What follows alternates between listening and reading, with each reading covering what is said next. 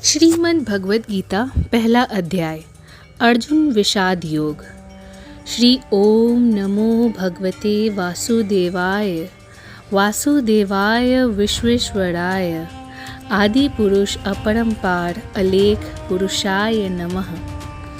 जब कौरव और पांडव महाभारत के युद्ध को चले तब राजा धृतराष्ट्र ने कहा, मैं भी युद्ध देखने चलूँगा। तब श्री वेदव्यास जी बोले, हे राजन, नेत्रों के बिना कैसे देखोगे? राजा धृतराष्ट्र ने कहा, हे प्रभु जी, देखूंगा नहीं तो श्रवण तो करूंगा। तब व्यास जी बोले, हे राजन, तेरा सारथी संजय जो कुछ महाभारत की युद्ध की लीला कुरुक्षेत्र में होगी सो तुझे यहाँ बैठे ही श्रवण करावेगा। वेदव्यास जी के मुख से ये वचन सुन संजय ने विनय करी, हे प्रभु, यहाँ हस्तिनापुर में बैठकर कुरुक्षेत्र की लीला मैं कैसे जानूंगा तथा राजा से किस भांति कहूँगा। तब व्यास जी ने संजय से कहा, हे संजय, मेरी कृपा से तुझे यहाँ से ही सब दिखाई देगा। व्यास जी के इतना कहते ही संजय की दिव्य दृष्टि हो गई और बुद्धि भी दिव्य हो गई। अब आगे महाभारत का कौतुक कहते हैं, सो सुनो। 7 अक्षौहिणी सेना पांडवों की और 11 अक्षौहिणी सेना कौरवों की। ये दोनों सेनाएं कुरुक्षेत्र में जब एकत्र हुई तब धृतराष्ट्र ने पूछा, हे संजय, धर्म की क्षेत्र कुरुक्षेत्र में युद्ध की इच्छा से एकत्र हुए मेरे और पांडु के पुत्रों ने क्या किया? संजय ने कहा, पांडवों की सेना को व्यूहित देखकर दुर्योधन द्रोणाचार्य के समीप जाकर कहने लगे, हे आचार्य, देखिए, आपके शिष्य बुद्धिमान द्रुपद पुत्र ने पांडवों की बड़ी सेना की कैसी व्यूह रचना की है।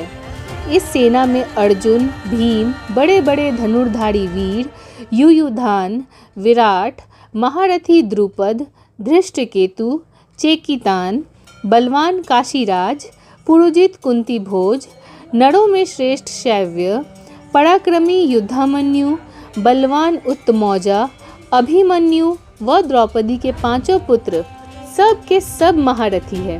हे ब्राह्मण श्रेष्ठ, आपके स्मरणार्थ अब मैं अपनी सेना के प्रधान सेनापतियों के नाम वर्णन करता हूँ।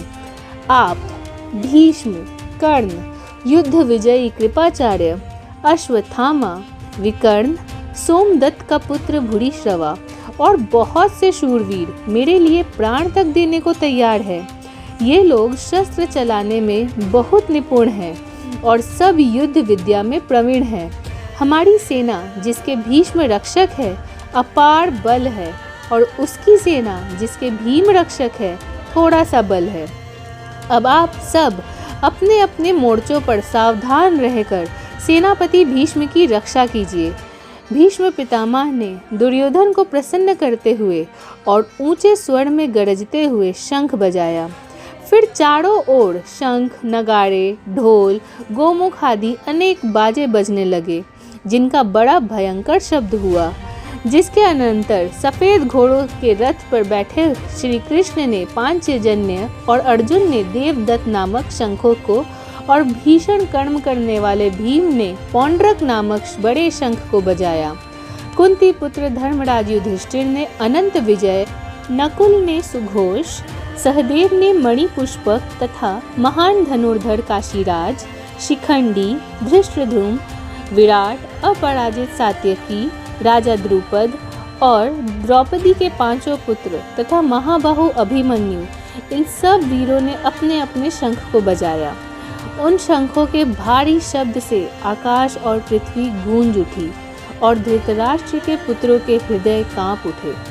हे राजन, अर्जुन ने कौरवों को युद्ध के लिए प्रस्तुत देखकर श्री कृष्ण जी से कहा, हे अच्युत, मेरे रथ को दोनों सेनाओं के बीच खड़ा कीजिए, जिससे मैं युद्ध करने वालों को देख लूं कि इस रणभूमि में मुझे किन किन के साथ युद्ध करना चाहिए।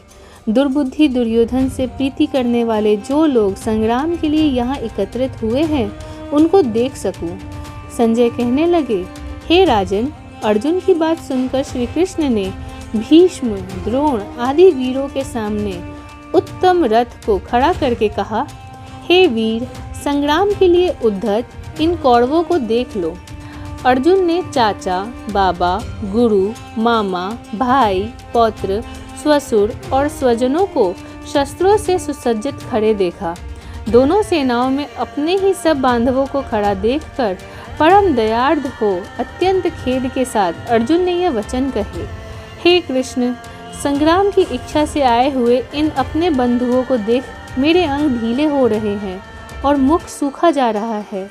मेरा शरीर बेकल हो रहा है, रोमांच खड़े होते हैं, गांडीव हाथ से गिरा जाता है, त्वचा जली जा रही है। हे केशव, मुझ में खड़े रहने का भी सामर्थ्य नहीं है।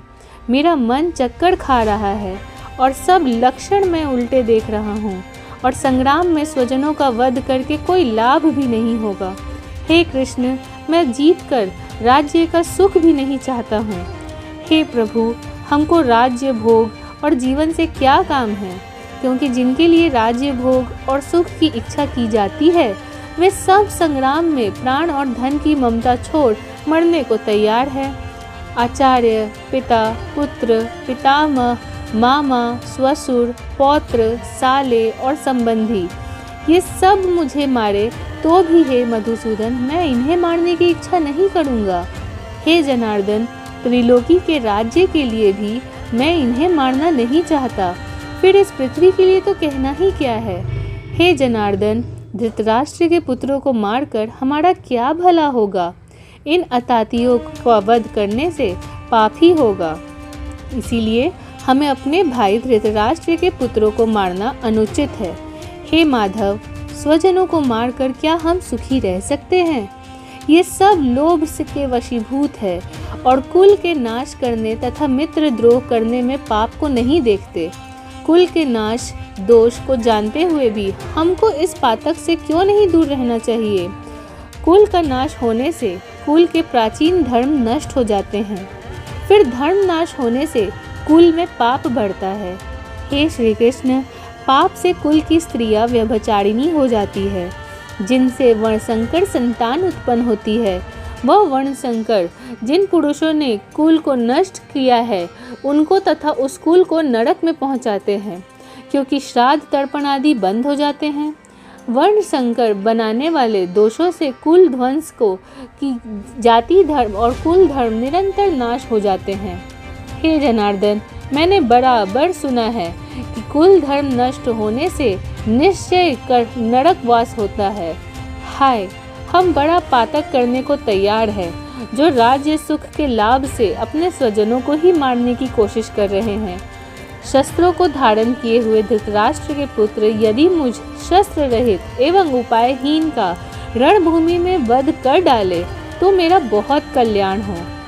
संजय ने कहा, हे राजन, ये कहकर अत्यंत दुखित होकर अर्जुन ने उसी समय धनुष बाण फेंक दिया और रथ के पीछे भाग में जा बैठा।